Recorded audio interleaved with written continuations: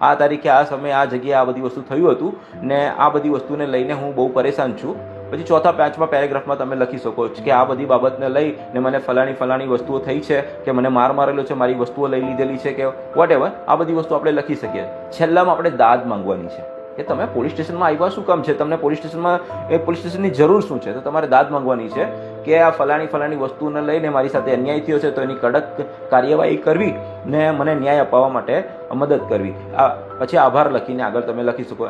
અંદર હજુ એક લીટી એડ કરવી હોય તો તમે એમ કરી શકો કે ચાલુ કામે અમે શાહેદોને પુરાવા રજૂ કરીશું, પણ હાલ મારી આ ફરિયાદ દાખલ કરી આગળની કાર્યવાહી કરશો. પછી તમે સ્થળ લખવાનું, સમજો કે સુરતમાં તો સ્થળ લખી દેવાનું સુરત, તારીખ લખો, આજની તારીખ લખો, નીચે પાછી તમારી સહી કરી નાખો.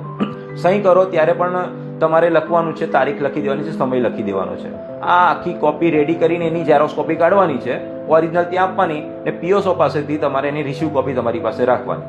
હવે આ જ્યારે તમે આ વસ્તુ આપી દો છો ત્યાં પોલીસ સ્ટેશનમાં, તો સ્ટેશન ડાયરીમાં એની એન્ટ્રી થતી હોય છે. ઓકે, આવી રીતે તમે સિમ્પલ એક એપ્લિકેશન કરી શકો છો. આ વાત યાદ રાખવા જેવી છે, બહુ સિમ્પલ વસ્તુ મેં તમને સમજાવેલી છે. આવી રીતે તમારે સ્ટ્રક્ચર્ડ વેમાં એપ્લિકેશન ફાઇલ કરી શકો છો.